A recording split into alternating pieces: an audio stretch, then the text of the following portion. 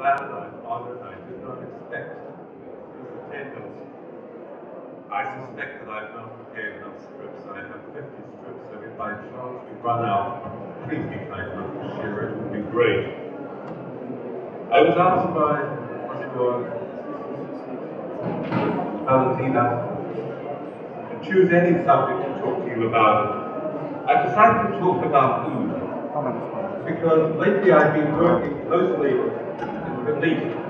I was asked last year by a group of Western fragrance distributors in Saudi Arabia to put together a 2-year education campaign to introduce Saudi men and women to the magic, the wonders, the pleasures of Western fragrance. I think it's the first time I've ever come across where every major distributor, from Chanel to Procter & Gamble, from Coty to Estee Lauder, banded together to fund an education campaign. They asked me to come on it because they wanted to use my fragrance wheel. They translated that into an installation in 14 malls across Saudi Arabia. It's in place for 2 weeks at a time, backed by television and magazine advertising. And we created strips for visitors. 4 strips of floral, oriental, woody, and fresh. And each day I ask the sales associates, the consultants, to spray each one with a particular fragrance. Obviously, an oriental would be like Shalimar, the woody fragrance was wood one, but not wood. And so we went around, and the visitors were handed these 4 strips to try. They were asked, which one do you prefer? Those are the fragrances that they were initially shown there. It's purely educational. There was no selling. Clearly, the distributors felt that there would be a ripple effect on consumer sales. Will run for 2 years, 2 weeks on, 3 months off, 2 weeks on, 3 months off, in the malls in Saudi Arabia, because as you know, there are no movie theaters there, there's no plays, anything like that. And so entertainment for the Saudis is largely in the shopping malls and in the restaurants. Now, as a result of this, I've become absolutely intrigued by food. At the same time, I've been very moved because you'd asked me 5 years ago did I really understand what food was about. I would have had to say, no, it's a smell. And I suppose I would have had some ideas of what else it might be. But in my mind, my training, my background, my passion is Western fragrance. I mean, we are so recent, you know. The first eau de cologne was Farina. The first eau de cologne was Farina in 1709. And it became possible. It was the first time that they actually started to use bergamot as the fruit to create that freshness. If you ask people why didn't they use bergamot before, the answer is actually simple. Oh, 14th, 15th, 16th, 17th century, the perfumers would use wine spirit, wine alcohol, which had been distilled with wine. And the reality is,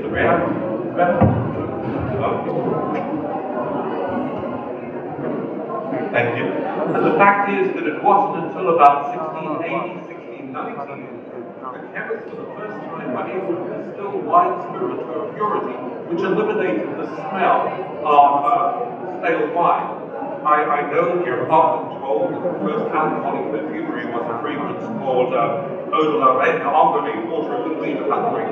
All it was rosary flowers and twigs which had been macerated in wine spirit. I'm not convinced that it was a perfume. If you want to go around stealing the rosary twigs and like stale alcoholic, okay, I'll accept maybe there's an installation there. But the fact is it was a medicinal product if you go back all the time. The first time we started to see the use of modern perfumery with Farina in 1709 was that with alcohol becoming pure enough to allow the use of these more volatile materials, suddenly a whole world opened up. For the next, in effect, 150 years, perfumery was all about variations in the West of the eau de cologne. Before 1792, for example, Jean-Marie Farina in 1806. Yes, it was the great-grandnephew of the original Farina who created the formula for Farina in 1709. But he made up a marvelous story about a mythical Italian ancestor called Camillus. The reason was the French and the Germans were fisticuffs for most of that period, and so if you wanted to sell a perfume in Paris, it wasn't wise to to try to talk about the German heritage of that. If you wonder where the name Roger and Gallet came from, well, Monsieur Farina had two daughters, one married a Roger and the other married a Farina, married a Gallet, and that's how it happened. And so within the context of great eau de colognes, we had Farina 1709, the first Western fragrance of significance. Then we had Porcelain from 1792. Then we came into Jean-Marie Farina's Golden Marble, 1806, and finally, the great quartet Eau de Cologne Imperial, created by the father of Guerlain in 1875 on this book, which led up for us to the perfume that changed the West. It was, of course, Chicky. Before Chicky, perfumes were trying to imitate nature, violet, rose, nothing wrong with that. It was an art form. Chicky is regarded as the perfume that turned fragrance from imitation into an art form, and it measures the start of modern perfumery. But how recent is that? 1889, that's a long time ago, but when you compare it, for example, to the history of food, it's just a flipping time. How far does food go back? Who knows? The ancient Egyptians used it as part of their embalming process. There was a legend still related in Japan about Japanese fishermen. One day they found a log cast up on the shore. They dried it, put it on the fire.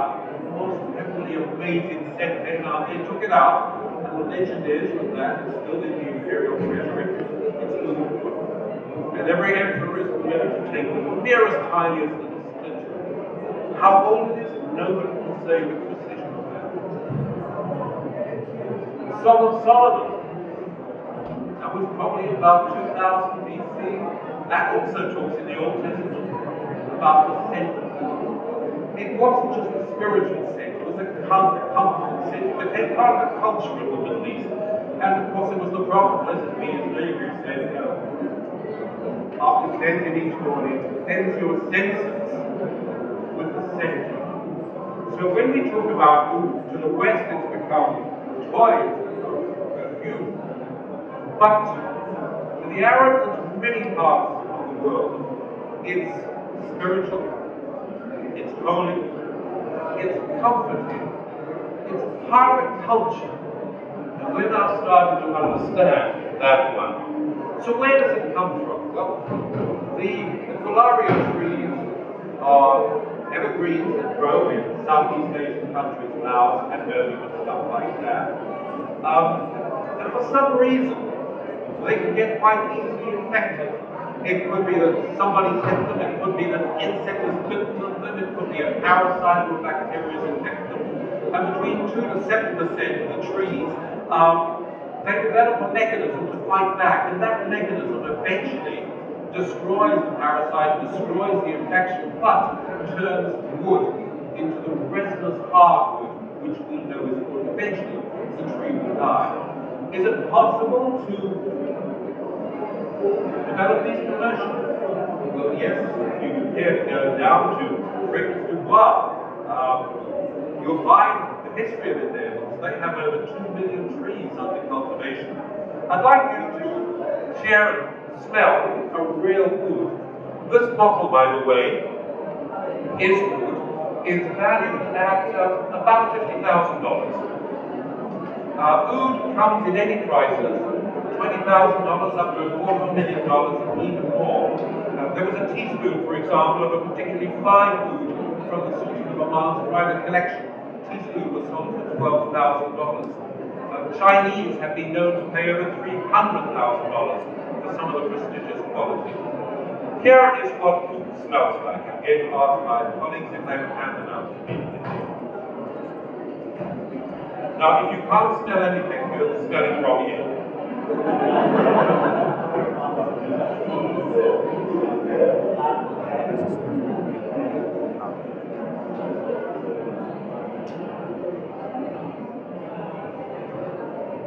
Here you can see an example of a Colaria tree which is in the process of being infected, it's being damaged, perhaps the be on that kind of one. And eventually the wood gets a dark, resinous dark wood look to it then. It is from those that what you're smelling is distilled on that one. Now I know that we tend to think of oud as quite recent, but when I went back into the database, I discovered that in fact it's as recent as 1990. Balenciaga came out in 1990, and look, there for the first time we see the mention of oud. Nobody made anything about it though. There was no great write-ups, no people said, wow, for the first time we got oud, it just appeared. And they came along. In future, when I show you fragrances and information, I'm going to show you these sheets. They come from my database. You are familiar with my book, but the book is updated once a week. The database is, the book is updated once a year. The database is updated once a year. The book is primarily current fragrances and recently discontinued fragrances, about 8,500 of them. In the database, we have over 18,000 to keep track of everything. Limited editions, discontinued fragrances, everything on that. If by chance you want to have a look at it, you don't have a subscription, you'll see on the right there, free trial. Just click on that, it will ask you to enter your email address, and then you have 8 hours to browse all this data. So when I show you this in future, you'll be able to look at it. Now when you go into the database, there are 2 chapters. There's the fragrance library. It's there that you can sort fragrances by gender, by year, by fragrance family, by concept, celebrity, luxury, lifestyle, sporting. You can sort them by discontinued, you can sort them by brand, you can sort them by artisan, for example. Any of those categories are there. And once you open the fragrance, then you get all the information through. But the fragrance that really excited the West was M7 by Yves Saint Laurent, which launched in 2002. It's disappeared, but so nicely. It was created by Jacques Vallée and it's been brought back in its strongest strength as M7 Absolute on that kind of one.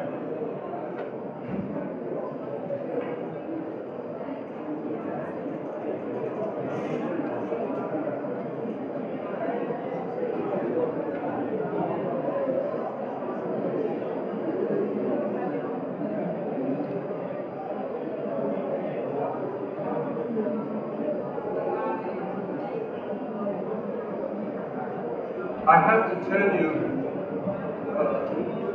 it was Tom Ford who said to Saint Laurent, bring back that fragrance. It's just too good not to be brought back. It's still based on Jacques Cavalier's original notes, but Alberto Moreira, the furnished, tweaked it a little bit to increase the strength, the absolute. The key notes that you're smelling would be, apart from oud, myrrh and citrus.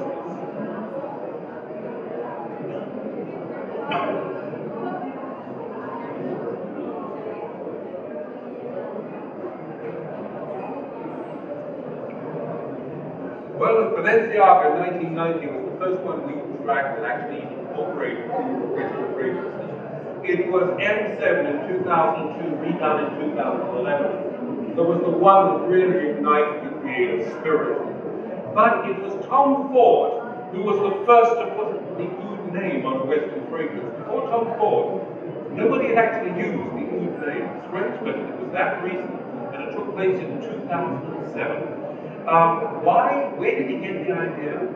Well, I've not talked to him about it, but I talked to the sheik who created a range called the Fragrance Kitchen. You probably know them from Selfridges and other places like that. They're also distributed by Intertrade.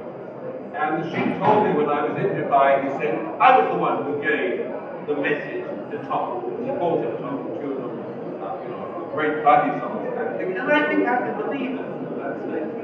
Certainly I know from Karen Curry, who worked on the development with Tom Ford, that she does talk about him getting intrigued when he went to the Middle East about it. But there for the first time is the use of oud on a name.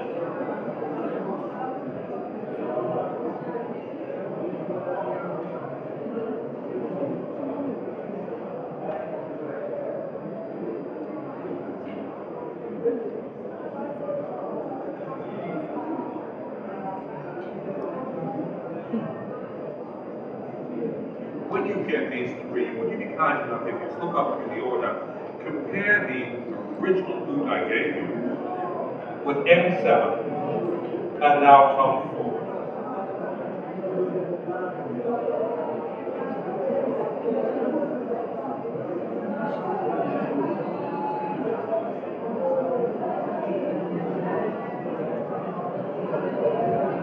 Easiest way, if you can, is to hold it in one hand and just smell. Starting, first of all, if I may suggest, with the original oud. It's aromatic, it's heavy, it's sensual. It doesn't sing on the strip, but it sings on the skin. It warms, it comforts. By comparison, M7 is pale. Much more refined, a very much more refined Western version, but still with the depth of an oud note. And I understand from Firmenich that that is a pretty expensive quality of oud. Tom Ford also insisted on oud. Now I use that because my understanding is that most of the fragrances that say they contain oud do not contain oud. They contain bioengineered replicas of oud, interpretations of oud. But as you can understand, if I show you a bottle with $50,000, clearly we have cost disadvantages if we try to use oud in any great form. I thought you might be interested to see the march of Western fragrances here. 1994, remember Balenciaga was the first one that incorporated it. 4 years later, 1994, we picked up 2 oud sets in the database. And remember, we keep track of most everything, so I'd say that's pretty accurate. In 2004, 10 years later, 9. So let's get started on the noticeably the explosion. My feeling is that the West really discovered the Middle East when the financial crunch started in 2008, 2009. It had for the West a bomb, an explosion, sales went down, and suddenly the West woke up to the potential of the Middle East. Because you know, in Saudi we're talking about a new section. The extent to which you will find hard to believe. I went to Saudi homes, I talked to Saudi men and women and asked what they use, followed them into the office, and you know, in the morning after bathing, just as the Prophet said, cleanse with ointment, the anointing of oud. Before, after breaking the fast, you go out to the office, but spray another fragrance on top of that oud. You go to the office, there's another fragrance there. You go to a meeting, the first thing they offer you is say coffee, tea, they say, would you like a fragrance? And this continues during the day. It's quite remarkable, the actual usage. It's the highest per capita usage I understand in the research world at the moment. So you can understand that suddenly, with the disaster of 2008, the fragrance houses started to think, wow, what can we do? Well, the result was not. So look at all of that. 2012, 110, 2013 going over 124. Last year, for the first time, we saw a little of that, 75. But just to march around Esxence, I suspect we're going to exceed that this year. Ouds are coming out of the walls all over the place on this particular one. At the moment, we're just in the middle of launching an oud exhibition in Saudi Arabia in 3 of the malls over the next 2 months. This is what it looks like. It's sponsored by many of the great Western distributors, the Tom Ford, the Roberto Cavallis, the Comme des Garçons there. And it'll be installed in malls across Saudi Arabia over 3 months period there.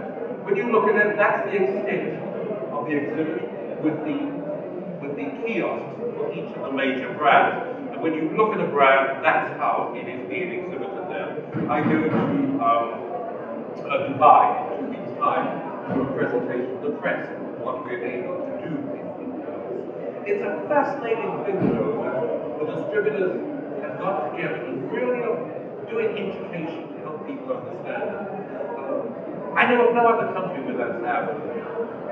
Just such a pleasure to be part of that work. But what I'm going to do now is to show you a few of the more modern ones. The one I'm going to start with, I just love the name, Esxence Oud Sacred Queen.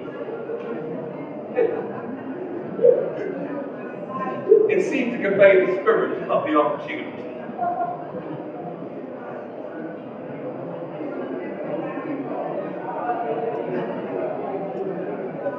It's a very floral oud. Here you have oud mixed with jasmine and orange blossom. It's very nice.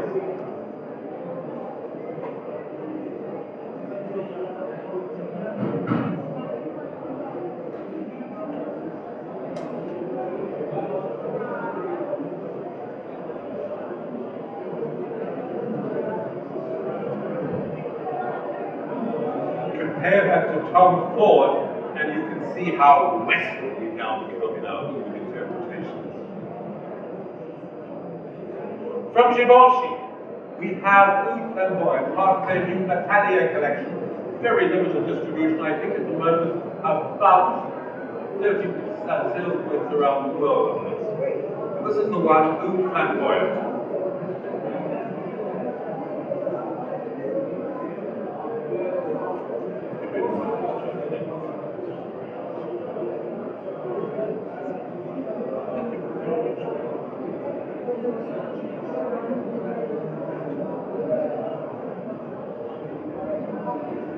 It's a very elegant, leathery interpretation of the oud concept.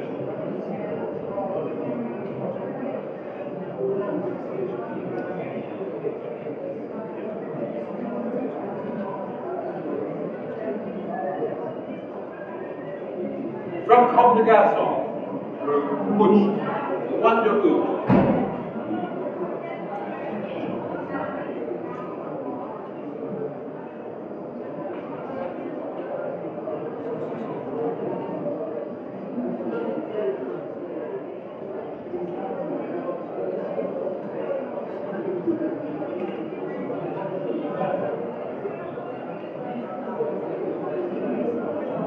Wonder Oud is now being passed around.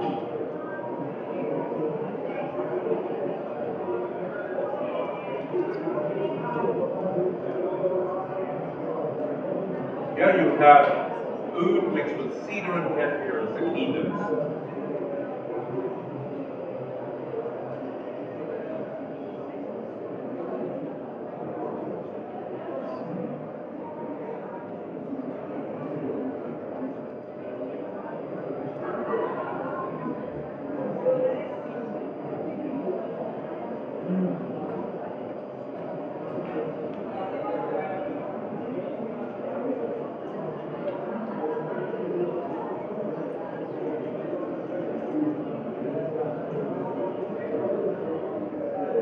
One particular success story has been Gucci.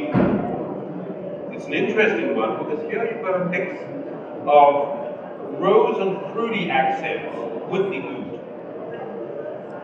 And what intrigued me in Saudi Arabia is that the Saudis particularly like this because that fruity accent seemed to be a perfect complement to layering their oud anointed oud.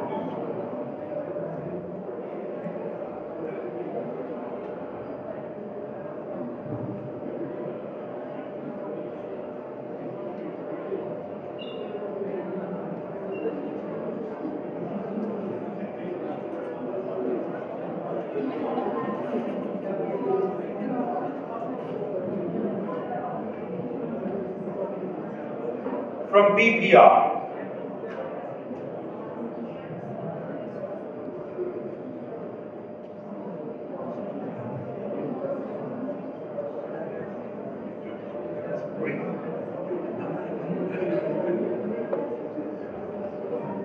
From BPI, Elisab, their new collection. This is Esxence number 4. Oud.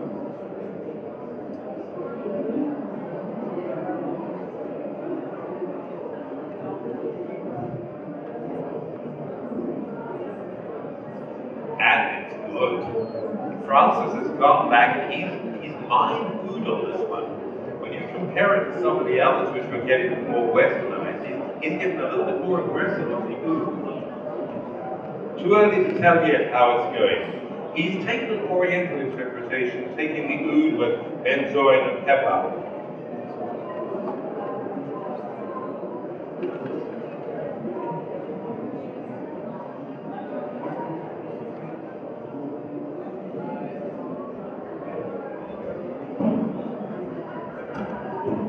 we have kebab. As you can imagine, it's a sexy food.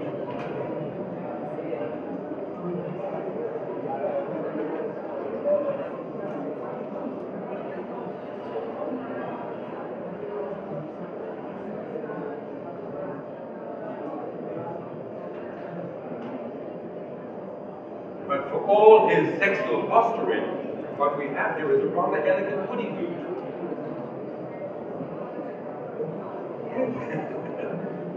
Casimir and sisters.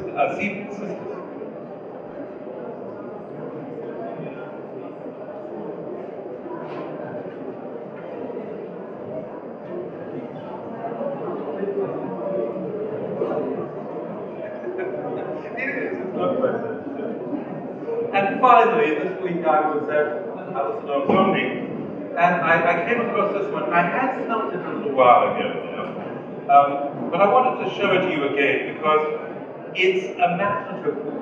It's Benoit Raposa, which is a fragrance resources, and it's got oud mixed with rhubarb and truffle. Benoit's interesting because he's also done, for example, Givenchy's Eau de Demoiselle, the musk interpretation. The bois de oud, rather.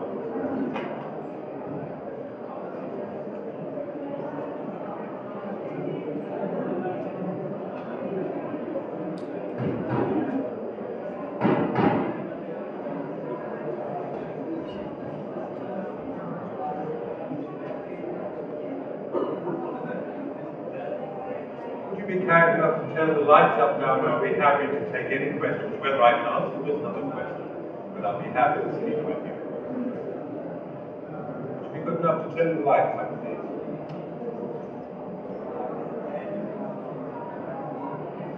Lights up, please.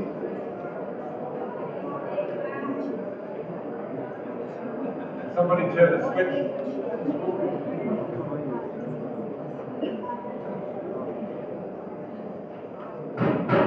Somebody turn the lights on, please.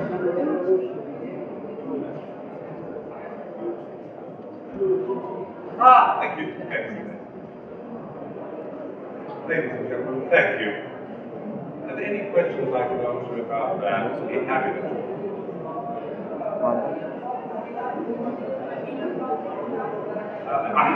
I haven't spoken about montage. No, I haven't.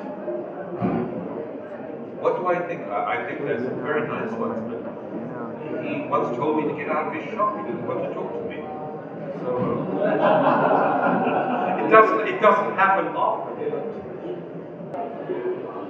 If you're behind the counter and you're presenting a fragrance, how do you diplomatically and accurately define when the customer says to you, what is oud? Because essentially, oud is a bacteria or a fungi. No. It is the bacteria that causes the tree to take that reaction. But it is the tree that fights back and releases resin on it. So it's the tree's resin.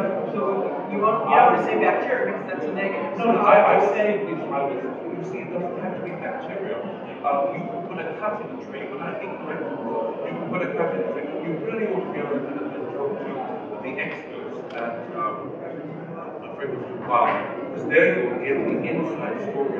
No, if the tree is damaged, it fights that and develops these resins, which eventually will turn into that resinous bark. So it's the tree's reaction to any damage that's caused. So then you would say oud is a resin or a hardwood? I would say resin is hardwood. Thank you. Would you agree with me on that? You know, I don't believe in getting into logical, but I think resin is hardwood is pretty much hardwood. I think you can normally buy chips of wood that you can burn in GCC factories. Oh yes, you can. Can you get chips of wood? Quite cheap. And can you get it quite cheap? In terms of the new CE regulations, how does the oud oil fit in? It's a great question, and I'm glad you asked it. Thank you. It's actually very difficult to get oud certified in Europe because it's the cause of an infection. When you buy it from the East, every year the trees have disappeared, so you're getting a different grain and a different batch of it. So for a perfume house, it's very difficult to actually get the consistency to create a regular perfume, and that's why a very large number of the perfume houses use synthetic. And what we managed to achieve we actually create the infection by an organic compound, which gives us consistency and long-term supply. So we've built to about 100 kilos of this oil right now. And what we've done over the last several months is gained all of the certifications, CITES, we have the material data sheets. So when we sell them now to Europe, we have a full certification package we have on stand, which basically proves that it's authentic, it's sustainable, and it's CITES registered, because the tree is actually critically endangered in the wild. Because to find the few that are infected, you can't tell from the outside. So people chop down the whole forest to find the few that have the valuable resinous hardwood. But in our case, 100% hardwood. So it's we've managed to get all of the certification that allows us now to sell to perfume houses in the West. To make one clarification about Montal. The reason I didn't include Montal, apart from a personal problem, is that I've always regarded them as being an Arabic house. The inspiration was Arabic and came from there. I know, obviously, they have the marvelous boutique in France, and that is why I was so very interested in assessing and evaluating their fragrances, because for the first time I'd seen a very sophisticated collection of oud perfumes come in. But what I've spoken about here are the Western brands, rather than an import that really taught many of the Westerners about what real oud could be. Questions, other questions? Mr. Mike, I know you my colleague. I respect you very much. Yes, I respect you very much. Thank you. Just one question. Why did you decide to introduce this new brand, Alisonry, to speak? What is the best way to increase the You want me to do a spiel for you? Okay. Why did I include crystal oud? No, we won't even go into that one. Why did I talk about crystal oud? Because we were smelling it together the other day, and I was looking for. Well, I've been talking about cedar and rose and benzoin, but what intrigued me about it was the truffle and the rhubarb. I thought this is nice. It was a light-hearted end to it, but I think it's a very interesting fragrance, and I'm also an admirer of Benoit Lapousse's work. It's a pleasure. Thank you. It's a good ending.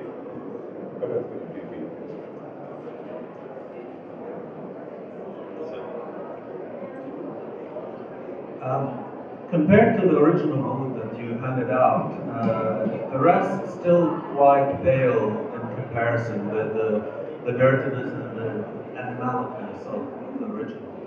Aside from the obvious cost barrier, do you think there's also an aesthetic one that Western taste just, would not savor such dirty animality? It's a very fair question. My comment would be, we're comparing apples with pears because you're comparing a raw material in its most concentrated form. Whereas when you compare the other fragrances, you've got finished compositions. If I gave you, for example, some of the rose absolutes, you'd love them. They're just too strong, you wouldn't like them at all. And yet put them into some perfumes and they become marvelous. So I think in fairness, I want you to smell what real oud actually smells like. And it's nice people say this is $50,000. But bear in mind that you've got a solid raw material there, that you're getting something so strong that everything else will pale by comparison. I think the comparison is more with the Western fragrances themselves, to see how they do that. And I think the most interesting one there is the Bikinian one, is the Francis Koshian one, where he's getting close to the character of oud, I thought. After the Middle East, will we see or be able to attend Michael Edwards' installations elsewhere?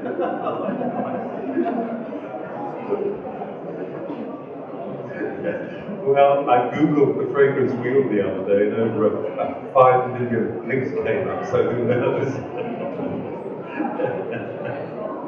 I'm getting old, but yes, of course, I love it. You know, any of you can use the wheel. There's no charge. All I ask is if you put the copyright on it, because otherwise, if I let you use it without the copyright, I lose control of it. But there's no charge. You can download it from the website, fragranceoftheworld.info. If you want to use it in store, if you want to use it as a reference, please feel free to do so. Questions? One more question. We'll have just a couple of questions, then we must wrap. Okay, my question is this. The gentleman over there mentioned the Asian oud, or oud that's tailored for the Asian market, which right now is very high here in Europe. What is the difference between the ouds in the Middle East and the Asian? Just to understand. Great question. Thank you. Actually, oud itself is only produced in Southeast Asia. The trees only grow, and our particular plantations are in Thailand and Malaysia now, and we're conducting some large trials in other countries as well. But in terms of the tastes, I mean, as Michael said, in the Middle East, it's been in their culture for literally thousands of years, and they apply it directly as well as layering. Whereas in Asia, it's a relative. In fact, oud is one of the original ancient Chinese, traditional Chinese medicines. It's one of the original top 10, and it has many benefits medicinally as well.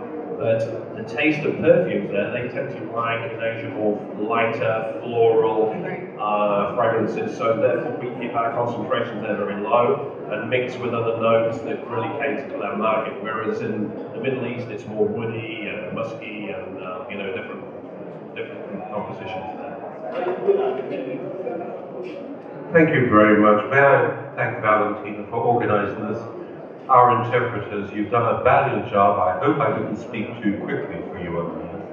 And thank you very much, both of you, for handing out the strips. To all of you, it's been a pleasure to share this week with you, and I look forward to meeting more of you over the next couple of days. Thank you.